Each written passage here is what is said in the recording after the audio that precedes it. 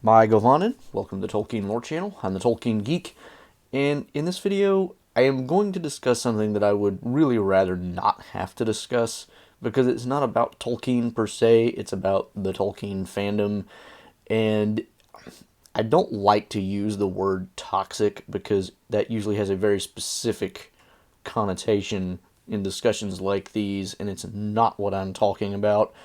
But there is definitely a problem within the Tolkien fandom, and that problem has a lot to do with Peter Jackson. Now, it doesn't. It's not a unique thing to the Tolkien fandom by any means. I have noticed over the years that the human race in general seems to be incapable of acting anything other than tribalistically. And by that I mean, if you criticize even mildly something that one side or other favors, they come down on you like a ton of bricks. Whereas if you praise anything that they disagree with in any way, and by praise I mean just even mildly compliment or give credit where credit's due, something like that, they'll basically call you Nazis or whatever. I mean, depending on who they are. So my point here is not that the Tolkien fandom is uniquely bad or anything like that, because this is something that, as I say, I've just noticed generally is true of humans across the spectrum. And I don't know if I've noticed it more because it's gotten worse, or if I've noticed it more because I've just been, introduced to more of it online and whatever, because I've been more involved online. But in either case, this is a tendency which seems at least to be getting worse over time. And in the Lord of the Rings fandom particularly, some of these lines were drawn especially clearly when the Rings of Power came out, and it came out that, you had these two sides. And really there's not just two sides, but what it looks like online is that there's two sides. There's the people who like Rings of Power, and then there's the people who despise Rings of Power and hold up Peter Jackson's trilogy as the end-all be-all of adaptations, and basically don't allow any criticism of it. Now, the Rings of Power people don't really like any criticism of the show either, and that's not to say that there aren't people on both sides who are more reasonable. I mean, there's definitely people who will say, yeah, the Rings of Power is a good show, but it's not above criticism. And there's also people who will say Peter Jackson did the best that we're ever going to get for a Lord of the Rings adaptation, but it's not perfect. Those people exist, but the two sides that are the most visible a lot of the time are the Rings of Power fans who are like, this show is awesome, and if you don't like it, you're a racist, you're a sexist, you're some kind of bigot. Or the Peter Jackson people who come across as, if you don't think that Peter Jackson did an absolutely perfect adaptation, and if you criticize it at all, you're a Rings of Power shill. I mean, this is the way the discourse happens. But I'm focusing today on the Peter Jackson side of this because in my recent video on changes that Peter Jackson made that make no sense, I got a bunch of comments that were very critical. Not all of them were necessarily critical because I was criticizing Peter Jackson, but some of them were. And I've gotten similar comments in the past for similar types of videos where I've criticized Peter Jackson. So I want to give some examples of the kinds of comments that I will get on videos like that and explain why this is a problem. Because if we can't learn to at least accept that even the things we love have flaws. I'm married. My wife has flaws. I have flaws. She knows I have flaws. She knows that I know that she has flaws. We're humans. Everything we do is flawed. If you can't get over that fact, please just get off the internet and stop talking to people, because you are living in a delusional fantasy land. You just are. I mean, there's really no other way to put it, because if you can't figure that out and accept that reality, you cannot rationally have a discourse with anybody ever about anything, because that's just something we all have to get over. So a couple of examples from my most recent video where this happened that come to mind. One was basically just a guy saying something along, and I'm not even going to directly quote these people because I don't want you to necessarily go look them up and then start trashing them. Like, don't go through my comment section and start bashing these people, okay? Just leave that alone. It's pointless.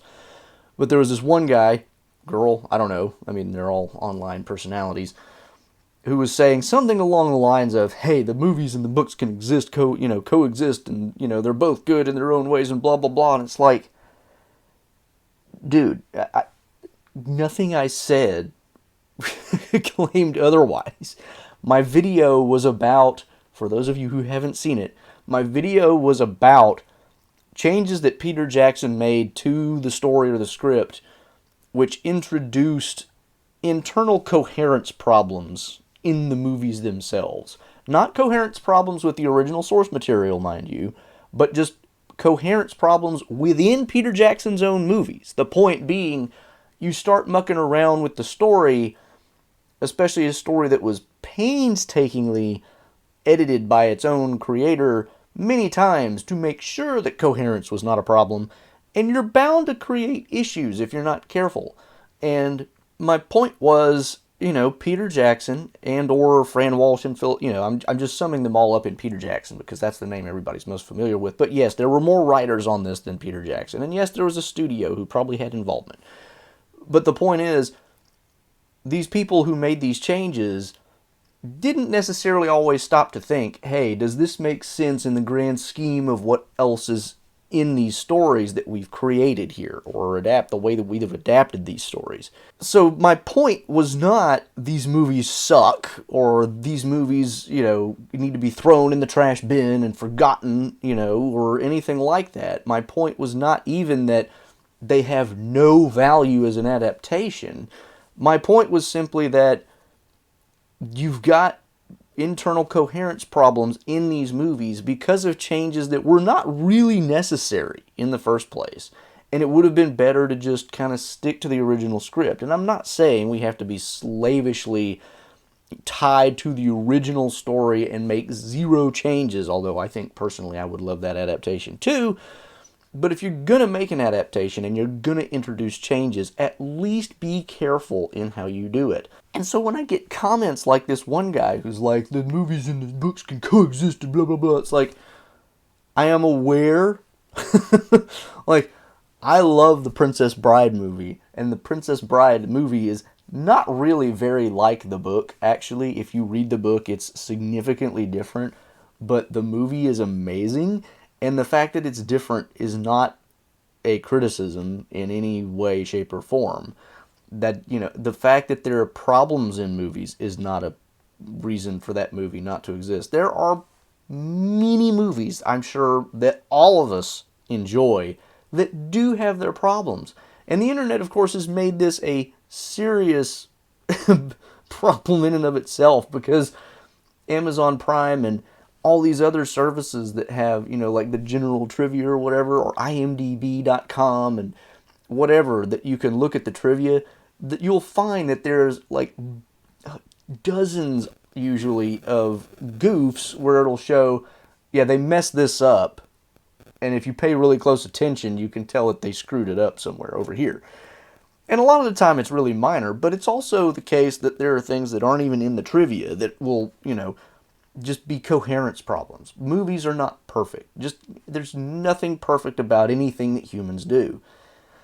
And that includes Tolkien's work. I mean, it's not perfect either. I mean, Tolkien had his own goofs, as he admitted. Like, I'm currently reading of Men and Dwarves and the Peoples of Middle-earth, and one of the things that he points out is it actually doesn't make sense that Balin's tomb would have the name Balin and Fundin in the runes, written that way. Because if you actually look at it and you pay attention to the runes in the appendices, you can actually read those runes. And it makes sense, and it's Balin and Fundin. And the whole theory behind it is Tolkien is saying it shouldn't be Balin and Fundin, because those are actually translated names to replace his real name. Not his real dwarvish name, but his outward name that he shares with other people was still not Balin. It was something else that has been translated to Balin in the general scheme of the common speech is English, Elvish is Elvish, but everything else is kind of like some kind of analogy. So, the apparent Anglo-Saxon of the Rohirrim is not actually their language, it's just their language bears that kind of relationship to modern English that Anglo-Saxon bears to modern English. And therefore, since the common speech is rendered as modern English, they by analogy get rendered as Old English. So he basically admits, oops, I goofed. This is an internal problem. It doesn't actually make sense that would be written there. And this is a problem that I noticed myself, a long time ago. It's like, wait, that shouldn't be, that doesn't make sense. But it's a minor problem, but it's an example of how things aren't perfect. And that was my really only point. Now, did I get, kind of excited about the problems and kind of bash Peter Jackson a little bit about it? Yes, because that's kind of my natural mode when I'm criticizing things. If you don't like that, I'm sorry. That's just how I am. But the other thing is, it makes for fairly good content. Like, when you're criticizing something, nobody likes to hear a dry professor saying, this is why this is a problem, like in a Ben Stein style. Nobody likes that. It's not enjoyable. It doesn't make for views. It doesn't, So it's better for the channel if I can get a little animated about it. So how many people were put off by that rather than the actual substance of the content? I don't know. But the point is, this guy acting like I think that the movies can't coexist with the books because they have no value in and of themselves. It's like, that was not the point of the video. That being said, let's leave that one aside. That was a lot of development of that one singular point that wasn't probably super necessary, but I want to make it clear what I'm getting at here. There was another comment on that video where this one was hilarious to me. The person said something along the lines of, well, Peter Jackson can make movies better than you, so you don't have any business criticizing it.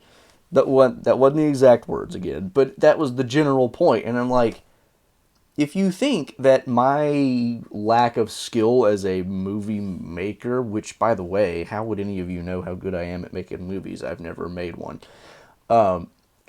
If you think that my lack of skill at that particular craft means that I can't criticize even something that's objective and just available for everybody to see about Peter Jackson's movies, then you need to go take a lesson in logic. And then this person came back and was like, oh, your response is hostile, blah, blah, blah. As if, the first one that this person, their original post was not hostile in its own way.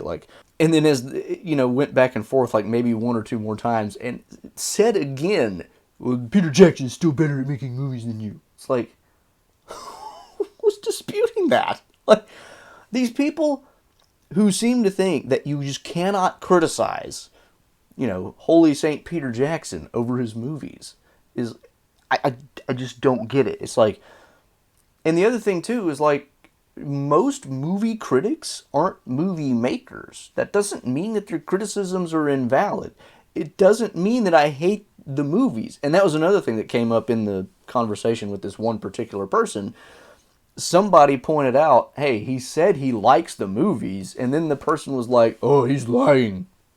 Okay, I don't know how in the world you knew that, because you can't read my mind, and I do like the movies. I like them less over time, I have to say, because I see more of the problems with them, and after viewing them so many times and then reading the book more and more times, I've just come to the point where I like the original story so much better that I find it less valuable to watch the movies over and over again. That, and I kind of watched them to death back in the day because I literally watched them dozens of times in the first few years after they came out. Dozens. And that's not a recipe for, having something that's going to last a long time and be able to enjoy it afresh over and over again. I watched them too many times, to be frank.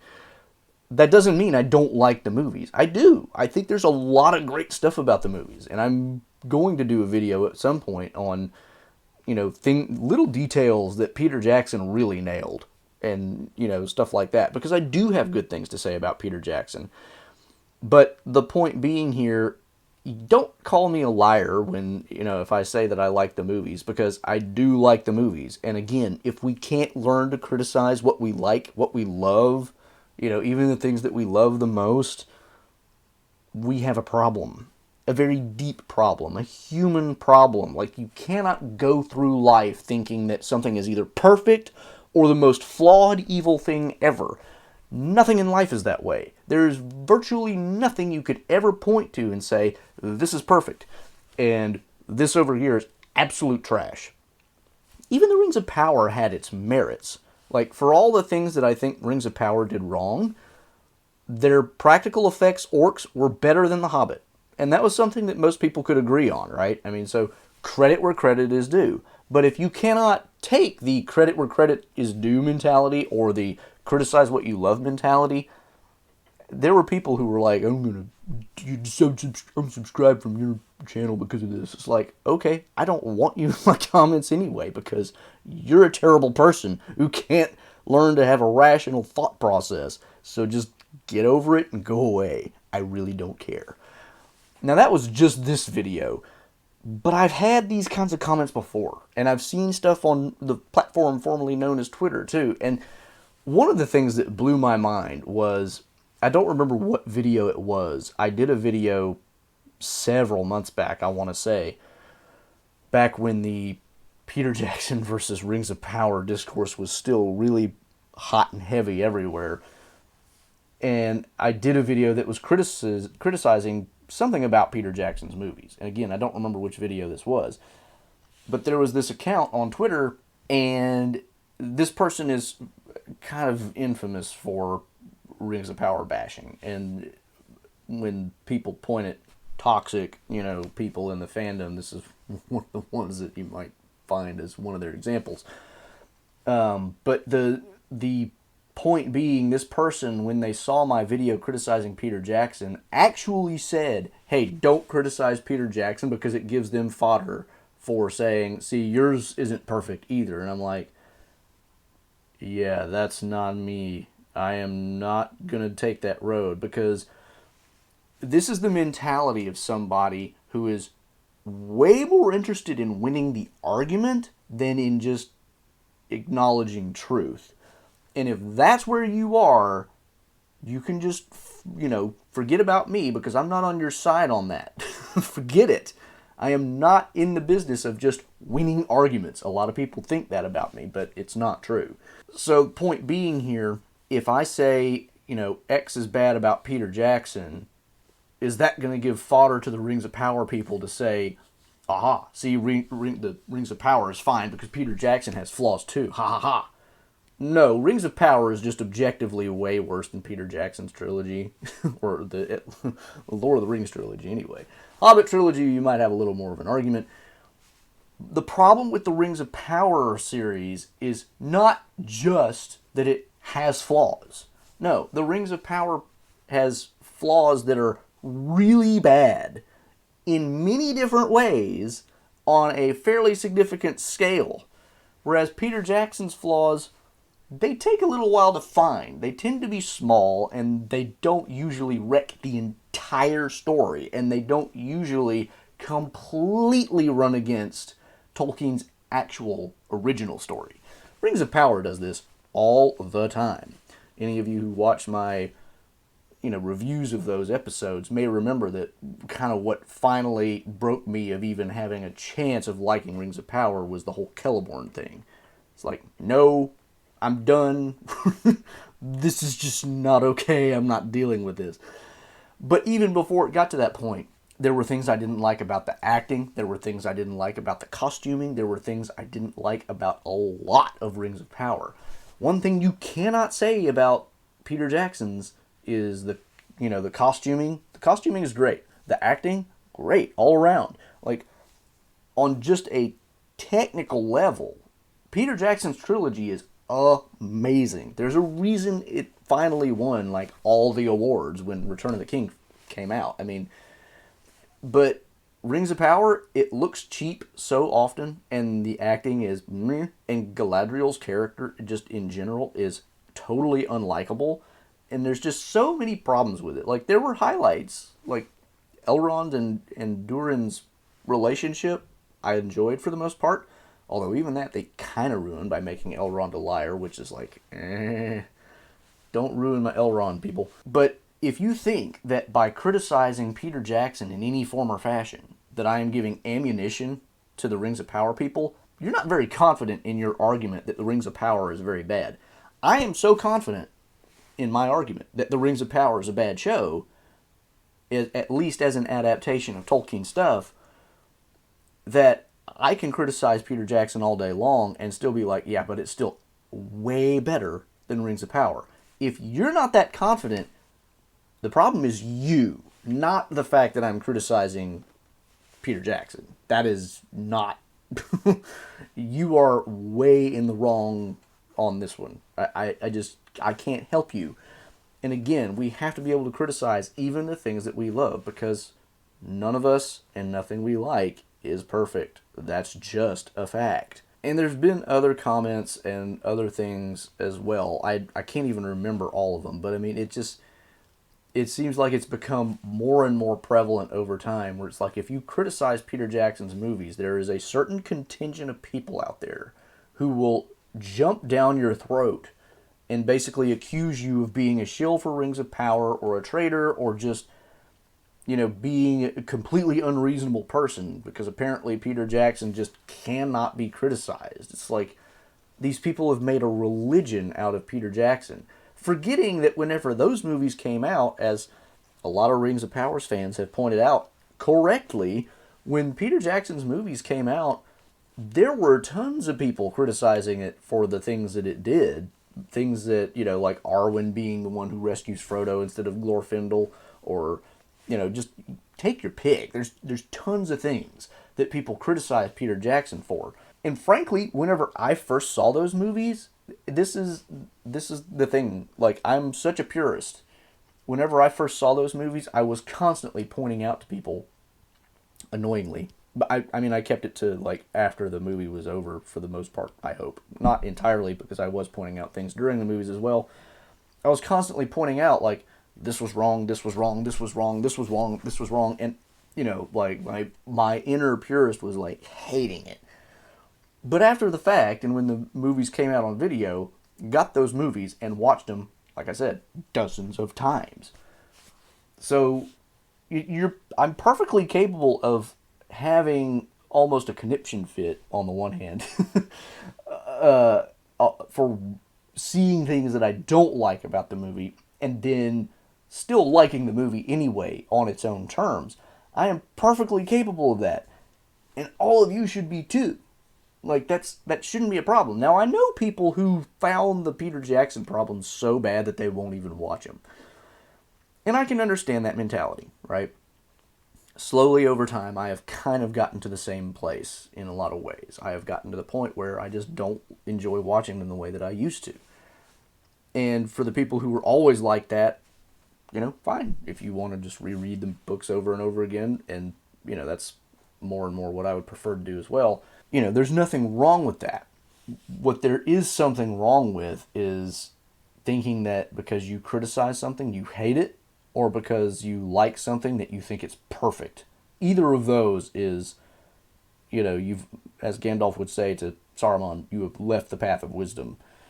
And this really has to stop. And like I say, this is not just a problem with the Peter Jackson fans. The Rings of Power people do this too. I mean, there are people on that side who are like, if you criticize this, then you're just a hater, you're a bigot, you're a whatever.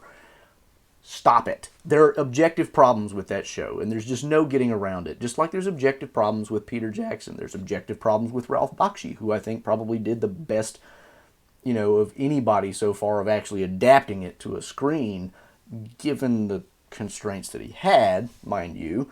But, and then, as far as the best Tolkien adaptation ever, The Rankin Bass Hobbit, which also has its problems, because it leaves out the Arkenstone thing altogether. I mean, like, none of the adaptations are perfect. Get over it. There's, better ones and worse ones. Fine. Just learn to live with that and stop taking this whole tribalistic approach to everything in life, that what I like has to be above reproach and what I don't like has to be the most evil, foul thing ever. Just, if you go through life like that, you're just going to be constantly stressed, You're going to be constantly making enemies. I mean, I make enemies and I don't think like that. It's hard enough trying to be reasonable and not make enemies. In fact, I might make more enemies because I make enemies on both sides and I don't have my little tribe that always backs me up. But you know what? The people who are on my side, at least in the sense of, yeah, at least your views are reasonable, I would rather have a small group of people who agree with me on that, even if they don't necessarily agree on every single point that I make, than a bunch of people who are like, yeah, I agree with literally everything you say because you adhere to the tribe. This is why our political culture is what it is in the United States. This is why so many things in modern culture are the way they are. It's because people have gotten to the point where they cannot think other than in a tribalistic way. And that is dangerous. It is not healthy. It's just bad. So I wanted to get this off my chest because I'm, after that recent video I did where I got those comments, it's just like, this is a type of thinking that has to be exposed and criticized and, frankly, hopefully changed. I'm not going to change anybody's mind with this video, obviously, but we've got to all learn to stop thinking like this because it doesn't help anybody. It doesn't do anybody any good. And, again, I don't even want to be doing this kind of video. I want to be making videos about Tolkien's works and the fun stuff about it. But I've got to point out how too many people in this fandom seem to think that what really matters is which side you're on. I'm Fangorn. I'm not altogether on anybody's side because nobody's altogether on my side. Doesn't mean I don't come down on the right side, as it were, more often than not, because that's what Fangorn does. He comes down on the right side, attacks Saruman, but he's not on anybody's side. And this is the way we should all think. It's like, I should be able to say, yes, I agree with you on this, even though I disagree with you on this, and we can work together on this thing with which we agree. And, that's fine, but don't expect me to just be your constant 100% ally on everything else. That shouldn't be so hard, okay? Just, please, get over yourself if you can't think like that. And stop with, the next time somebody tells me something along the lines of, don't criticize Peter Jackson, I'm just going to be like, you're blocked. Because those people are not worth having in your life. And, the people who say, things like, if you don't like Rings of Power, you're a bigot. Blocked. Like, I don't care what your opinions are about Rings of Power. If you think automatically that somebody who criticizes it must be a bigot, you deserve to be blocked. That's just the way it is. Okay. Rant over. Got that off my chest. I would love to know what the rest of you think about this, because, has it been something that you have noticed got worse over time? Is it something that's always been there but just kind of become an issue because of the release of Rings of Power? Like, I'm not online all that much, so I don't see it. So, if y'all have thoughts on this that are radically different than what I've got, put them in the comments or whatever. And try to be civil in the comments. Please, for goodness sake. And if you have a criticism of me, make it a civil criticism. I don't mind being criticized. I really don't. But be civil about it and be rational. Like, don't... Anyway, I don't want to go too far down that road. Anyway, if you enjoyed the video, which I kind of hope you didn't in some ways, give it a like, share it around with anybody who might need to break out of this way of thinking, especially because this is, again, we all need to stop thinking like this. Check the description below for social and support links and, all the other stuff. And until the next time, I am the Tolkien Geek, signing out for the Tolkien Lore Channel. Namaste. Thanks to all my channel supporters, especially elf friends Paul Leone and Nathan Dufour.